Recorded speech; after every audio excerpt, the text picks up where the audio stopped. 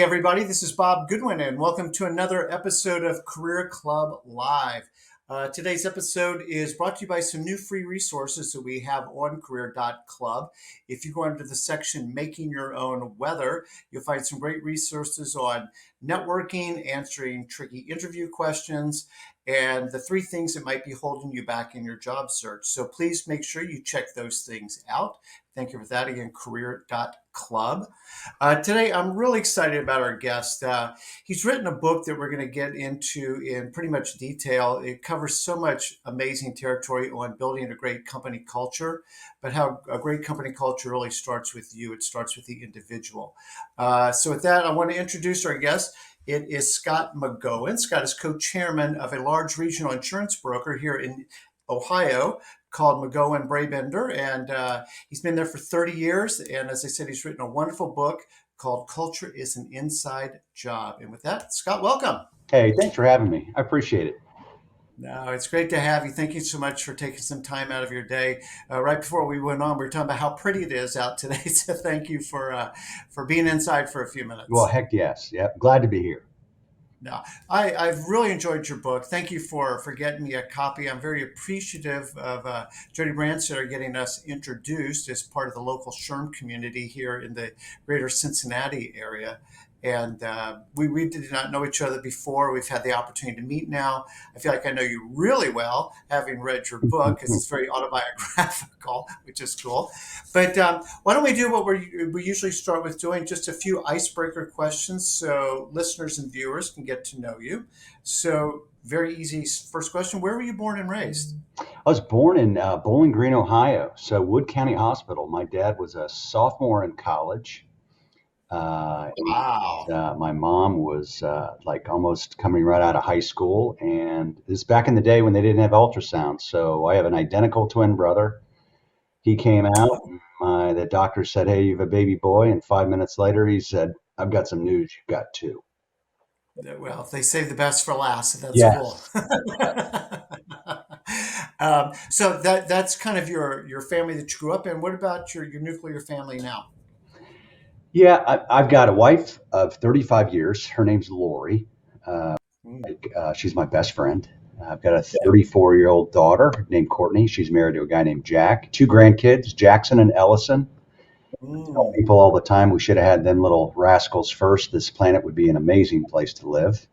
That is so true. And then a 31-year-old son who's married to a beautiful girl named Megan, and he is a filmmaker. So Awesome. So are they kind of in the general area, or are they all over the place? they're probably within 5 miles of our house. Ah, what a blessing. Yeah, it is. That's It is. awesome. Very cool. And then you mentioned Bowling Green. Where'd you go to college? I went to Bowling Green. I went to Bowling Green for a semester and got a Mhm. 0.00. So it's actually pretty easy to do. You just don't show up. Um, and then I left Bowling Green and worked in a jewelry store.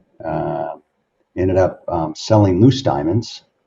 And then I called my dad probably about 2 years into that.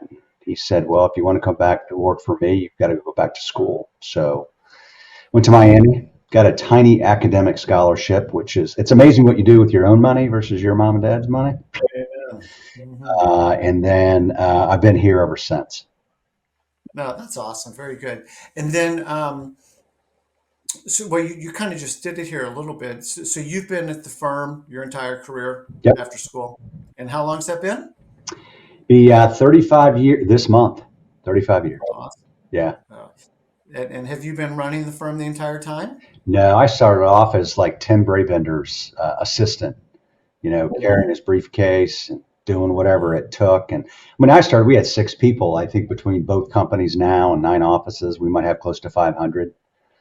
Yowzer. Yeah, they went into sales for a large part of my career. And then, probably 13, 14 years ago, I was asked to be the CEO. So, Very good. Well, that's an exciting story. We're going to dig into that a lot more. Last question, and we'll get into it, is what do we find you doing when you're not at work and building a great company or writing awesome books? gosh, I mean, I like to play golf, but I'm not like married to it. I'm actually more of an introvert than an extrovert than most people think. So Mm. being by myself, I kind of like, being with Yeah. Lori, hanging out, doing a whole lot of nothing. I kind of enjoy it. Awesome. Awesome. Now, a little bit of a, I don't know, forewarning isn't the exact right word, but you talk a little bit about dream vacations. Where's your dream vacation destination? Golly, great question. I would say one of my most favorite parts of the country is like Monterey, California. Mm. The weather's Double. perfect. Yeah, Pebble Beach. That I took my wife out there and did not take my golf clubs. Wow. Hung out for about a week, and we just kind of enjoyed the weather and the scenery. And yeah, that's a That's a very place. special place. Yep. Super cool. All right, let's jump into it. So, we said that you've written this great book. When did the book come out? Came out in what is that? July of this year. Okay, so it's been just a few months, and again, it's called "Culture is an Inside Job." Yep. Do you mind just kind of? We're going to get into more things, so you don't have to say everything all at once. But just sort of, what was the impetus for writing the book, and what's the major kind of overarching theme of the book? I was having lunch with a really good friend of mine, Mike Mattil. His father, unfortunately, just passed away about 4 weeks ago. He was the founder of the Imes Company. Oh, wow. And Mike and I were having breakfast and coffee, and one thing led to another. And he said, "You should write a book." And I'm like, I don't know how to sit in a chair for 20 minutes. I don't know how that would work. And, and then one story led to another. And there's a large part of me that I see a lot of people that are leading organizations or leading teams, and they're afraid to share where they've made mistakes. And there's a lot of people in our profession that maybe, and I'm not picking on academia, but one of the things in regards to running a business versus teaching about a business, Hmm. when you've done it, it's different. You understand the mechanics of what you should do, what you can do, what you have to do. And I really wanted to write a book, not about all the things I'm proud of, because there's a lot of things I'm proud of, but the things that, quite frankly, I'm not proud of, and the lessons Hmm. that I've learned about myself, about this world, about humanity, about this business, and I had a blast writing it. Mm. So let's kind of talk about the things that we're not proud of. Can you describe Victoria and the destructive hero for folks? Because I think that's a good place to get the boat in the water. Oh yeah, about 25 years ago, we had a building right down the street from here, and she came in my office and she said, "You have values painted on the wall. You don't exhibit one of them. I have my Wow. own set of values, and you torque them every day. Today's my last day." I mean, that's just a mic drop. Uh, Wow. Sadly, I looked at my door to see how wide it was open. Like, in other words, who else heard that? Uh, I was in sales and I was a chameleon. So I had a mask for the golf course, a mask for, you know, my job, a mask at home. Unfortunately, I was just a lost soul. And I asked her, I'm like, "Hey, is there any chance we could talk about this tomorrow?" And she said, "I'll think about it. I'll call you. I'll let you know." Mm. And I went home and I talked to my wife, and I was more worried about what people would think about me with her leaving than physically her leaving, which is twisted, Hmm. but it's honest. Um, and I asked my wife, I'm like, "This is what she said." And my wife said, "Well, she's right." I'm like, "Well, Wow. why haven't you ever told me that?" She said, "Well, I have. You just never, apparently. You're willing to listen to Victoria, but you're not willing to listen to me." And then I realized my kids, and they were a lot younger back then, but they have no motive to tell you the truth, because if they do, they might lose car keys or cell phones or stuff. So we went back the next day and said, "Hey, I care about you, and if I hired a coach, would you give me a chance, a shot?" And we agreed that I would, and then we agreed that we would ask each other three questions every day: "Am I okay? Are you okay? Are we okay?" Mm. And it was really the beginning of like a beautiful evolution of um, I get to start all over. I get to rethink who I am. I get to rethink my relationships. And then, 25 years later, Victoria Rieger retired last year, and I got to wheel her out to her front seat of her car and one of our victory carts in our building. So She had the courage to tell me the truth, and then she had the grace and the patience to help me along the way. So it was a real gift. Mm. Well, what is this notion, if I'm saying it right, of a destructive hero? Yeah, many organizations have them, if not most, but normally it is someone that is a high performer. So they're normally born or birthed in sales. So or they manage big accounts, or they can be a founder's kid or related to a founder or an owner. Hmm.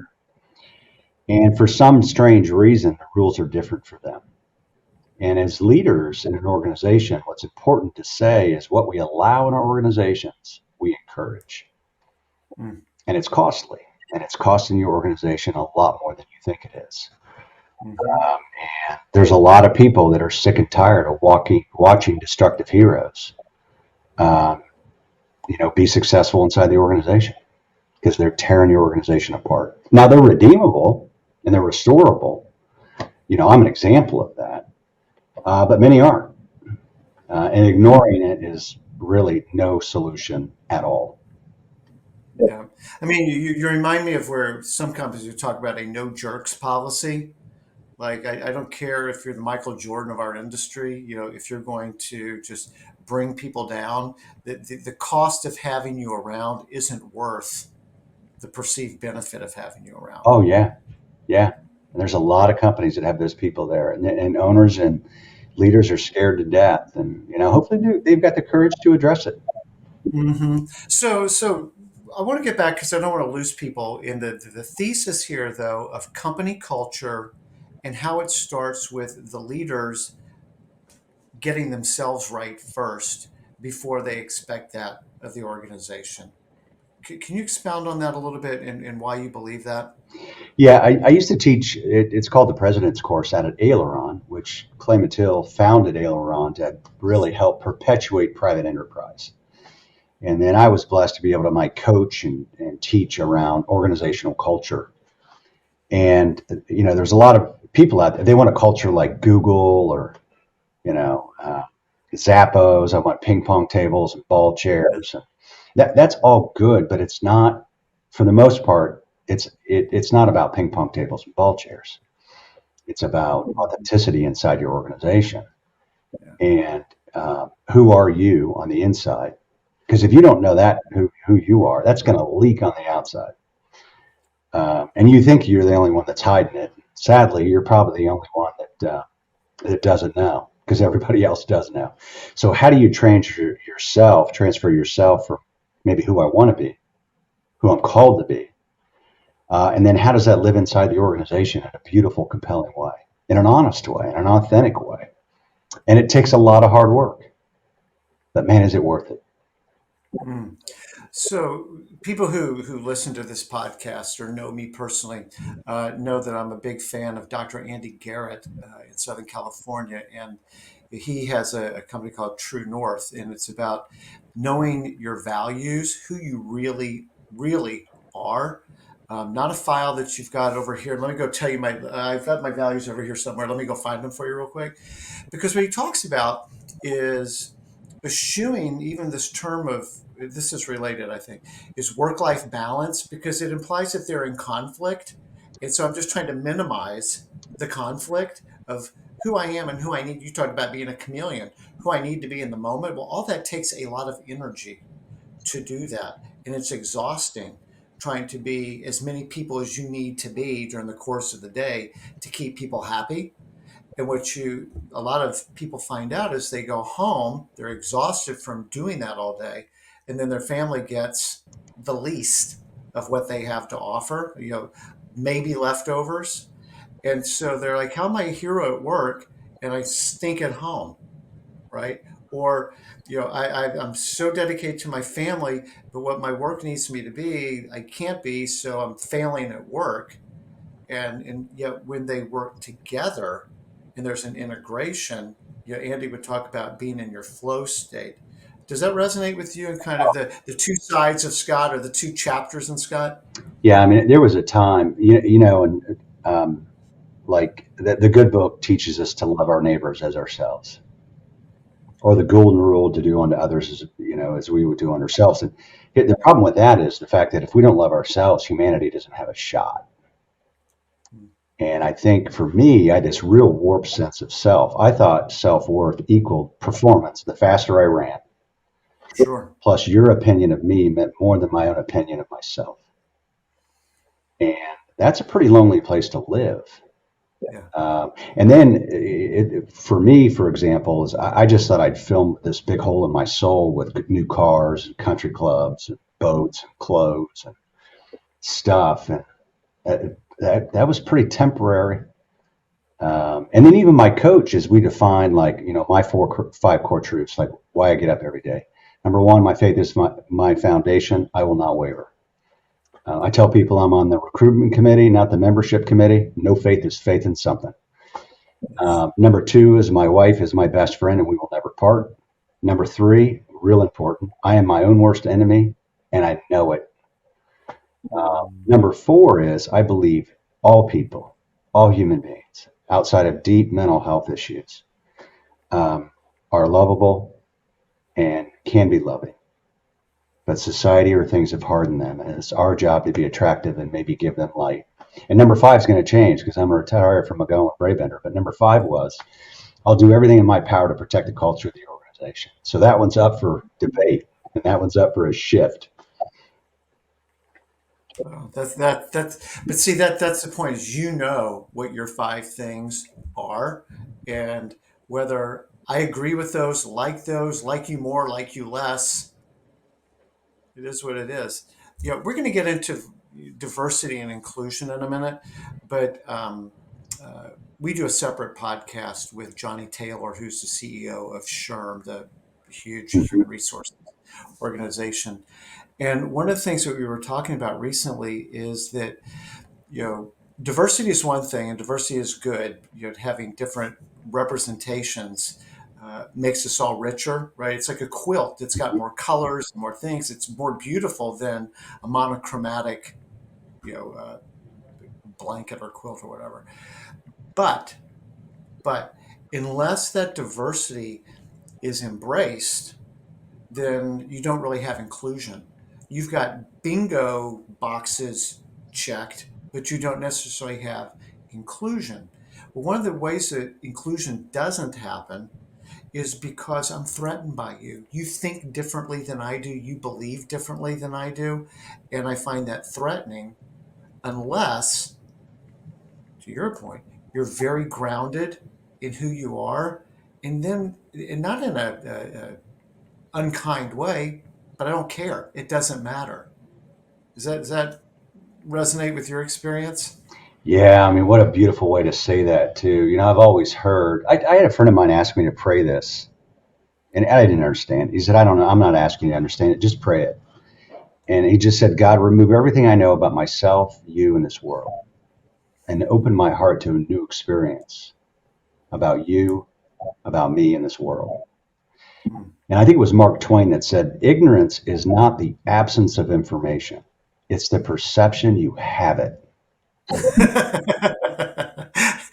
I think that's a combination of ignorance and arrogance. Yeah, and Yeah. And I think like today, unfortunately, that's the society we live in today. We love sound bites. We anchor on sound bites. And I just don't tolerate ignorance. I just don't. But a sense of belonging inside of an organization is such an important part of the organization. I'm 58, blonde hair, blue eyes, white male, right? I don't know what it's like to be a woman. I don't know what it's like to be a different race. I don't know what it's like to be, socioeconomic issues. I don't know what that looks like in regards to transportation or income or all those things, but you know what? By golly, I'm willing to accept it. And I'm willing to try to understand it, and I'm willing to maybe even like think about how do we do things differently around it. Scott, will you share the anecdote about the young lady that you went to the Howard University orientation meeting? Yeah, it was with Dave Taylor. He's the superintendent of DECA here in Dayton, and she had a orientation at Howard University. Her name was Jasmine, and we went there, and I sat in this room with probably 300 Black students, black moms and dads. And I think I was the only Caucasian guy there. Dave Taylor, great guy, looks at me and he nudges me in the shoulder and says, "Hey, how's it feel?" I go, "I don't know. I kind of feel out of place." And he goes, "Happens to me every day, Scott." And I'm like, jackpot. I get it. I understand. Yes. Um, and then what was really cool about that whole weekend or that week that we spent with Jasmine is she invited me to her high school graduation. She called her mom and dad. She said, "I met this guy on this trip, 2 days. But I'd really like to invite him to my graduation." And that was a real treat. So I got to go to her DECA graduation a couple weeks Yeah, after that. It was cool. that's very cool. But I mean, I really like that because talk about being empathetic. Now I get it. At least for a day. For this moment, I now have more of an understanding than I had before. So good on you for even putting yourself in a situation like that. That you go, hey, not my lane. I'm busy that day. Sorry, but you did it, which I think is wonderful. Back to you know at a high level, our topic on culture. Can you talk about maybe the difference, yeah, and sort of the interplay, culture, character, values, reputation? Because I think sometimes we get these things mixed up. Yeah. I like to refer to them as like the four C's. So we have the culture inside the organization. Then we have the chemistry. That's how we're going to behave together. The character, how we're going to treat each other. And then the competency from the neck up. Like, are we learning? Are we growing? And they're all intertwined and they're not independent. And I'm not picking on people, but I think adults are more like children than maybe we think they are. I think most people do what they see, not what they hear. So as a leader, you better walk around and see what your people are doing because that's what the rest of the workforce is doing. And when new hires come into a building, there's two things they're looking for. It's not in our handbooks. It's not in our orientation. Number one is how do I get in trouble around here? They're look like how does that happen here? And number two is how do I get rewarded? And if that's not crystal clear, then your culture is wonky. It better be Mm. very, very clear to people. How do I get in trouble and how do I get rewarded? The, can you define, because you do explain this a little bit, and it's not a test, so I'll help you if you need that help, but kind of the difference between character and reputation? Oh my gosh, I know it's in the book and I know I wrote about it. Well, let me help you. Like I said, this isn't a test. It's very interesting because reputation is what other people think you are, right? So we can have billboards, and we can proclaim, we can have all kinds of marketing messages to create an impression in other people's minds who don't know us well, what we're like.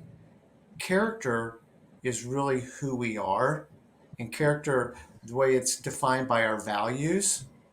And what's really interesting, you made this point, so I want to give proper credit, but you don't really know someone's character until it's called into question. Hmm. Yeah, when the pressure hits them, that's normally when I always say you'll leak. Mm. You'll begin to leak. Your morality, your virtues begin to get kind of wonky. And like, I remember one time we had a problem here, and someone said, "Well, this is expensive." And I'm like, "Well, what? Why does cost? Why does cost even have to come into play when we're talking about this decision? What's the right decision?"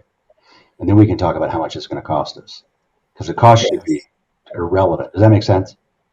Well, it does. It's interesting because I actually, Career Club, we work with people who are in job transition and are, actively seeking their next role.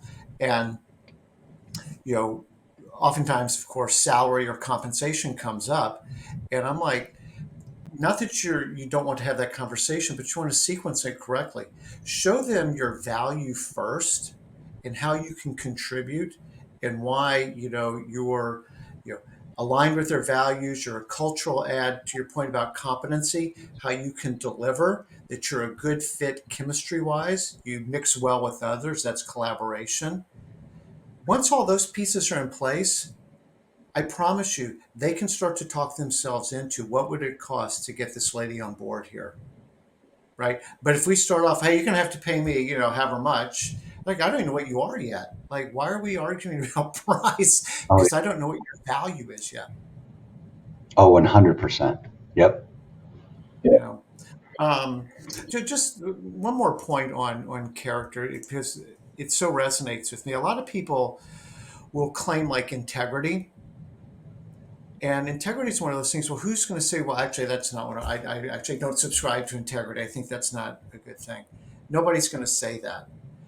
And to your point, the only time that you can really demonstrate integrity is when it's called into question, right? So somebody's asking you to lie about the financials or tell a client it does this because I need for her to believe that it does this, even though we both know it won't really work that way.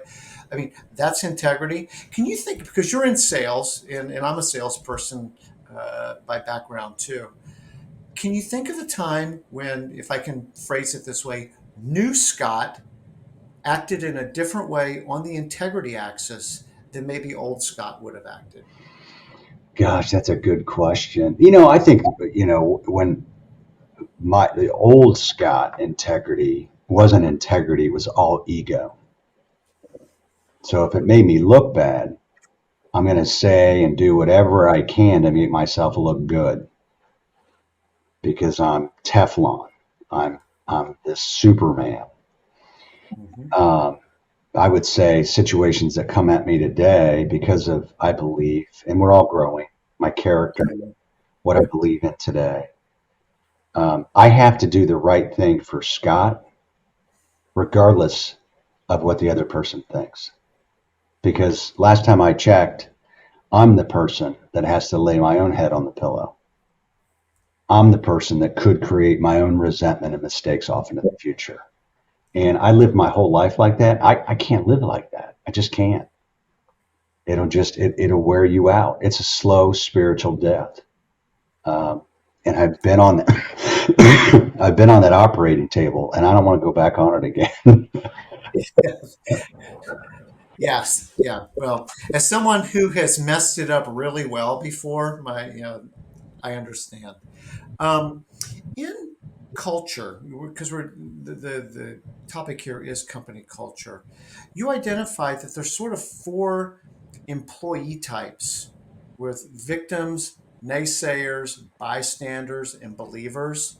Could you unpack that for a minute for listeners? Yeah, when the Affordable Care Act happened in 2010, and it was really like my second year as CEO. It was like, well, now what are we going to do? I mean, the government's coming after our business, and fortunately, we had this mindset: is hey, if the government gets involved, it's going to get really complicated, which means our customers are going to need us more than ever. Yes.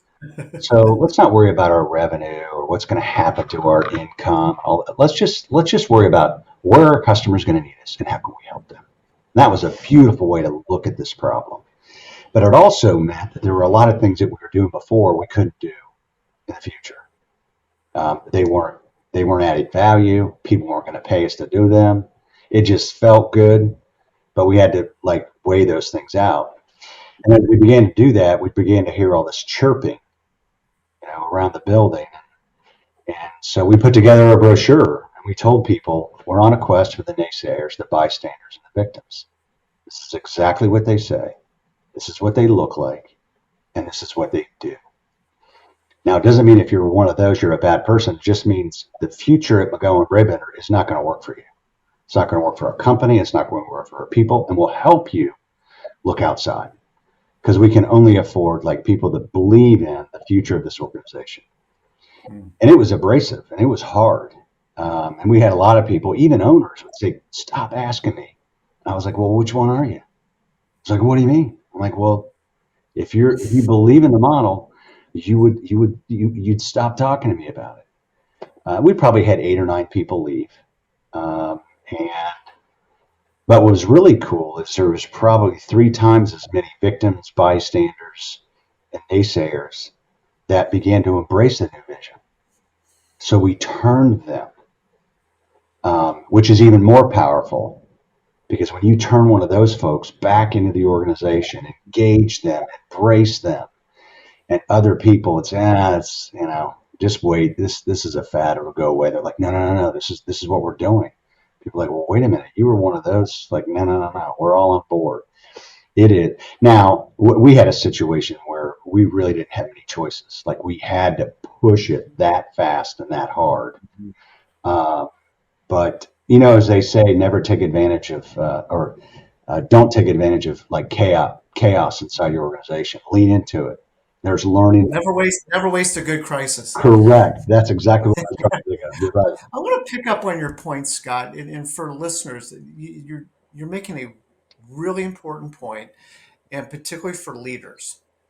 I remember taking a new job several years ago, and there was this big new product launch. The strategy was all wrapped around this new product thing that we were taking to market. I was brand new. You're talking about, what are the two things that somebody wants to know? And and so one of the guys that was on my new team was having all kinds of objections during this presentation about this new product that was going to market.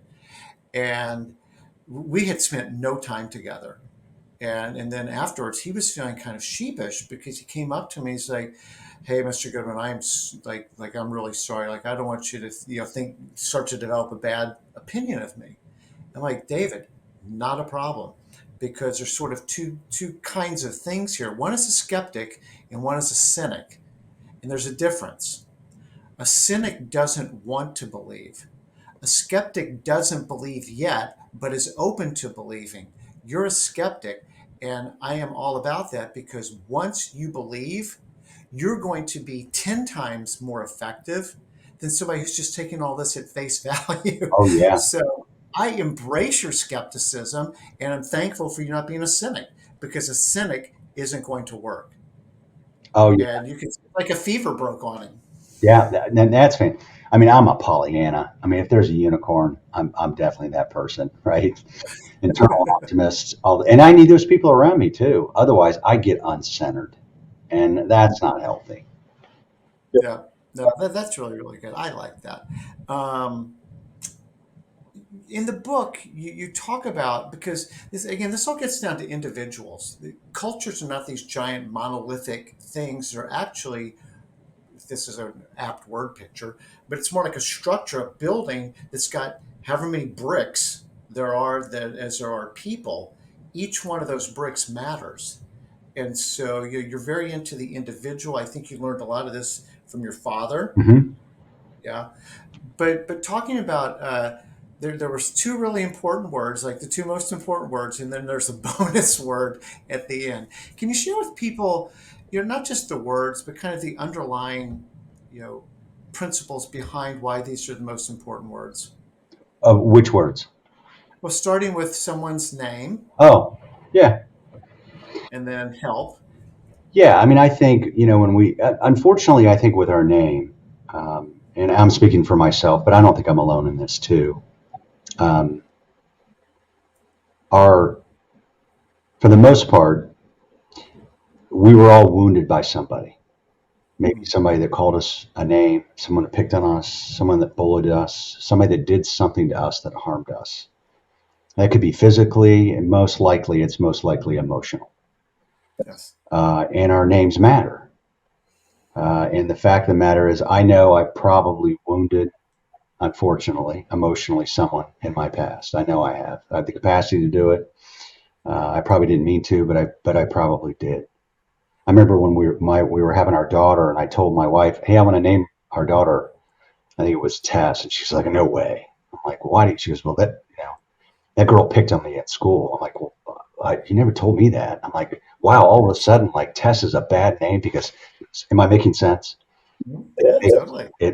it makes sense, and so our job is, hopefully, as human beings, is to make sure that we don't wound people as we evolve and we grow, and that the name Scott, it means something to me, that I can say my name's Scott. I've always said that the mirror is a wonderful place to find a friend. Yeah. And if you can find a friend with yourself, you can begin to be kind to yourself, which allows you to be kind to others.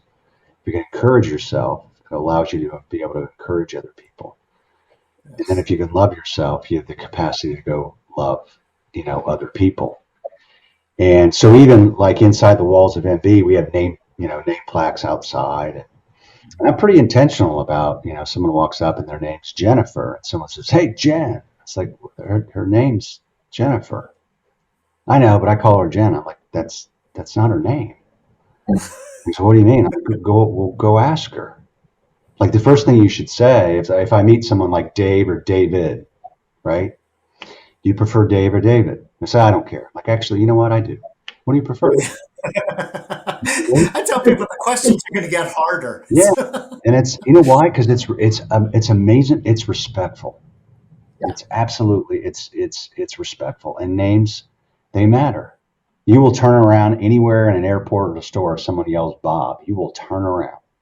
And you will turn around if anyone yells help. Those are the two words on this planet that'll get people's attention. And I think what we want in our lives is that when someone shouts our name, we don't want people like, oh, there's that guy's in the room. I don't want that guy. So, does that make sense, Bob? It does. I want to tie, though, a couple of ideas together that I know are important to you. One is picking up and piggybacking on the word help and asking for help, because asking for help takes a level of humility and it takes a level, in some cases, of vulnerability. Like, I can't do this. It's the opposite of the hero, right? The hero, in this case, needs help, right? Well, I'm supposed to be the man. Like, I'm the big producer here. And now all of a sudden I need help. Can you talk about vulnerability and how that is actually a strength? Yeah, I had an employee one time tell me, you're way too vulnerable. It makes you look weak. And then I told them, that's actually the weakest thing I've ever heard.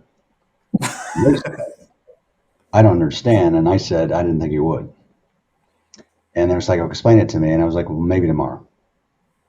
And in other words, you made a mess, and I'm just going to maybe have you sit in that for a while. You're going to think about that. Because as leaders, what we have to understand in our business, everybody walks in our companies and they're dealing with miscarriage, they're dealing with divorce, they're dealing with financial fears, they're dealing with anxiety, depression, kids getting bullied at school.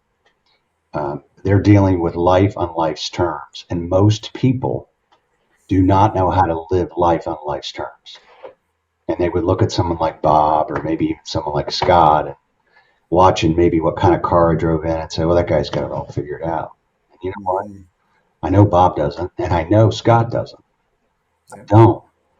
And when I'm available and I can share people, I always say I don't use my past to torture myself. I use it to be available and teachable to other people. Yeah. I say life's a wonderful teacher and she rarely gets an apple on her desk.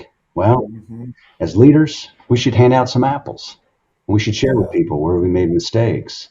And it lets other people know they're not alone. And they've got a chance to maybe think about their life differently. And it's employers that think that employees leave that stuff at home are sadly mistaken. Yeah. Which then starts to flip into what you write about with listening and empathy.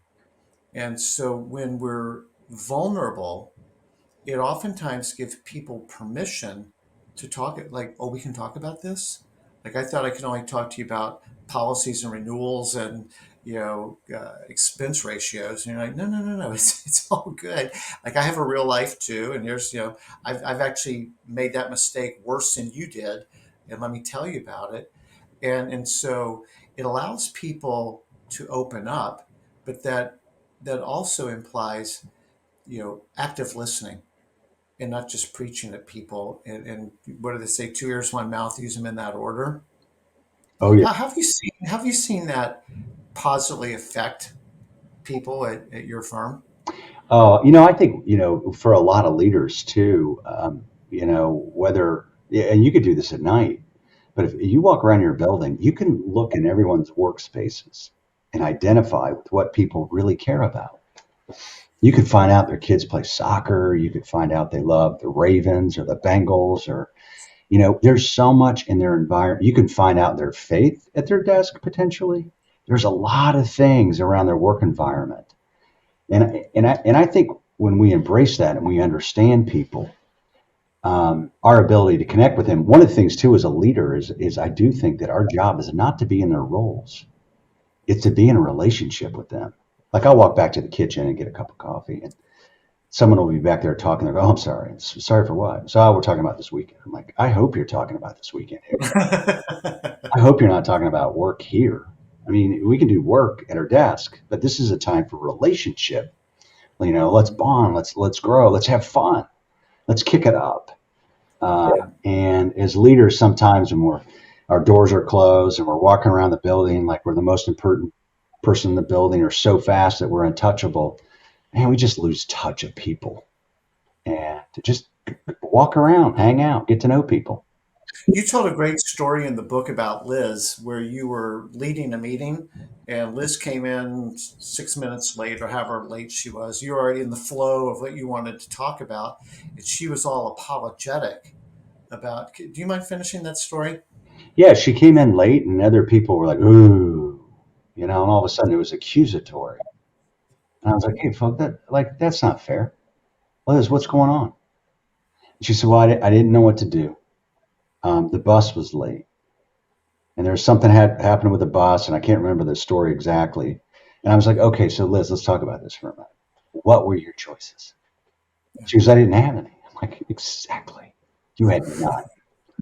You had no choices." And it was a good example in the room in regards to when something happens, be inquisitive and thoughtful and mindful before you start poking fingers or making accusations, because you have no idea what someone's dealing with. Now, you can deal with somebody that's habitually late, right? You don't have to do it in front of a room full of people. You don't have to embarrass people. It really comes down to, how would you prefer to be treated as a human? Yes. And would you like to be called out in a room for being late? I don't think anybody I know wants to be called out. Well, that's back to the golden rule, right? Yeah. Treat people the way you want to be treated. What if we, I want to be mindful of the time, what if we not talked about, Scott, in terms of just some of the guiding principles of cultures and inside job, things that you've learned in your 30 years of business and in the past few years of leading the organization? Yeah, it's probably really, I think as a business leader inside your organization, is I would be, I would try to be the best storyteller I could. And inside of an organization, I think sometimes we believe that maybe this is too corny. People they're going to think I'm crazy for talking this way. No. I mean, if you're leading an organization, or you're a part of an organization, and you want it to be better, don't be shy. Be brave. I want it to be better. This is like, aspirationally, this is where we want it to be. And because people want to be led, they want to be. I'll tell a new hire when they're first day they're hired, okay, go lead until someone tells you not to. They're like, what? Well, go lead until someone tells you not to. No one's going to tell them not to. Hmm. And as a leader in an organization, here's why storytelling is so important. Is because when you tell a story about someone in the organization that's doing deep, compelling, amazing work, the other people in the room that aren't in that story want to be in the next chapter. So whatever you just said, they will go duplicate. And they're like, hey, maybe I'm in the next chapter. Maybe next month they're going to. So every month we get our employees together in a room. And we have this thing, it's called the raving fans wall. So if you get a letter from a customer unsolicited, we read it in front of the whole organization. And then we have a big wall with a Sharpie. And you sign your name on it. And it's just hundreds of names all over this wall. And we want raving fans. And so be an amazing storyteller. And don't worry about what other people think about you. Just don't. Just say what you think and believe, and have the courage to go do it. Yes, I love it. So this is a very typical question that we would ask. A couple questions I want to ask you. When you're hiring people, looking either for new talent coming into the organization and or people that you kind of got your eye on, they've caught your eye, and like that's somebody that we I think's got a real future here. What are two, three character or talent attributes that you look for? I know. I know if they went to college if it's on the resume, and I know their GPA if it's on there. So that isn't really that important to me. There's two things I really look at. Number one is eye contact, because I think it's the lens to the soul. Lack of eye contact normally says something about that individual, and sometimes that's just fear. Uh, Mhm. and then your body language. So if I'm meeting with you and I've got Suzanne and I've got Pam, and I think Bob's hiring me, but actually it's Pam, and I'm arrogant to think that. So are you self-aware enough to understand the room? It's funny is when people walk in the building, the very first place I go when we leave an interview is I'll go to Kathy at the front desk. Go, hey, what'd you think of Mark? She goes, who? I'm like, oh, that's not good. Okay, right. So it's our first impressions person, because if you're willing to treat the receptionist or the person at the front desk with dignity, and respect, and kindness, then that's available for everyone. Uh, and yeah, it's we've hired 60 people this year. 60. 60. Holy cow. What part about the economy's not good, Scott? Didn't you miss the memo? Yeah, we've hired 60 people here, and we're moving it to Cleveland, and we're having a real. We're an ESOP now, so everybody's an owner. We can tell that story. We built an immersion room in the back of our building, which is a story room, What's it called? A what? immersion room. So immerse, Okay. you immerse. Yep. Because I've told people ever since we will never have a brochure. You should be able to talk about McGohan Brabender from the neck up with your heart connected. You should never have to look down at a word. And so that immersion room is really a room that kind of walks through the brand, our values, our culture. And every new hire, I walk in there, I'm like, I hope you don't think we sell insurance, because that would be miserable existence. That's not what we do. And it's fun. It's quirky. It's fun. We're having a blast. No, we talk a lot with our clients about having a brand, and your brand is grounded in your convictions. And we've talked about this a little bit. When you know your convictions, that brings clarity, and clarity is what to say yes to, and the confidence, and as you say, the courage, what to say no to. Doesn't mean it's bad, it's just not for me, because back to my convictions, that's not for me. When we've got that clarity, it brings confidence. Not arrogance, not cockiness, but an appropriate level of confidence. And the beautiful part about confidence is it's contagious.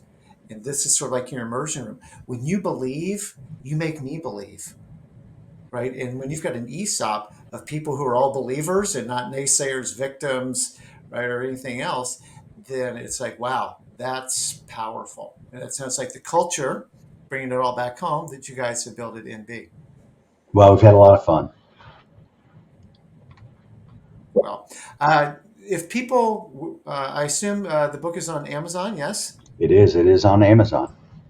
So I think we're going to be able to flash up. For people who are seeing this on YouTube or on LinkedIn Live, there is a QR code on the screen right now. So you can just take a picture of that. But the book is called Culture is an Inside Job by Scott McGohan. And it is a phenomenal read.